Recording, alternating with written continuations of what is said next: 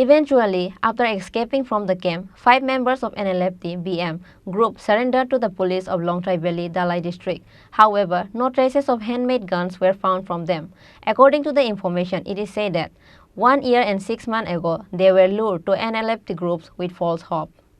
On the last 1 year and 6 months ago, with the false hope and dreams, NLFT members took some of the bachelors of the state with them to join the group. After that, as reported, we came to know that they were kept at the NLFT camp that was at the forest of Bangladesh. However, there was no proper food and facilities for them in the camp. They have to spend their days either hungry or scared, which is why at last 5 members of NLFT escaped from the camp unable to tolerate the situationship of the camp and eventually surrendered themselves to police of Longtrai Valley, Dalai district. However, no handmade gun was found from them. The names of the 5 members of NLFT who surrendered themselves were Kantamohan Tripura of Manikpur, Wakhiram Roja village, Nokshaktara Debarma Bishramganj Jagaibari, Imang Debarma of Champar Jaga Cobra village, Gertajoy Tripura of Manikpur, Wakhiram Roja village, and Mansubai Tripura of Manikpur, Wakhiram Roja village. আমরা NLFT সংগঠনের লোক কতদিন ধরে বাংলাদেশের ক্যাম্পে থাকছিল, কিন্তু অনেক কষ্ট পেয়েছি, কষ্ট বুঝছি।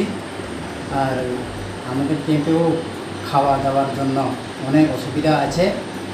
আর ওরা সার তারাগুলোও কোনো মিল নাই। আর আমরা বাংলাদেশের এই ক্যাম্পে যতদিন থাকছি ততটুকুই আমরা দুঃখ করছি। এখন আমরা এই সহ্যতা মানতে পারছি না দেখে পুলিশ স্টেশনে আমরা স্যালেন্ডার করতে বাধ্য হয়েছি এবং বাংলাদেশের আর্মি তার সঙ্গেও অনেক থাকতে কষ্ট, এই জন্য আমরা স্যালেন্ডার করতে বাধ্য হয়ে এসেছি।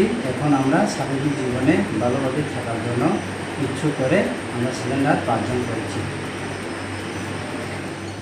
আজকে মোট 5 জন অ্যাক্টিভ এক্সট্রিমিস্ট, তারা বিশ্বমোহন NLFT বিশ্বমোহন গ্রুপের সদস্য ছিল।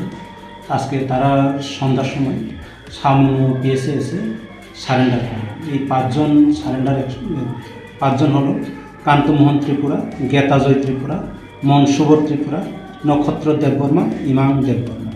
এই 5 জন আজকে সারেন্ডার করে। আজকে তারা যখন সারেন্ডার করেছিল তাদের হাতে কোনো অস্ত্র ছিল না। আমরা পরে ইন্টারোগেশন করব, তারপরে আরও তথ্যগুলি জানা যাবে। However, during the surrender, they were unable to hand over a handmade gun to the police, which is why there is no surety about if they are the actual members of NLFT or not. Bureau Report, Chini, Khorang.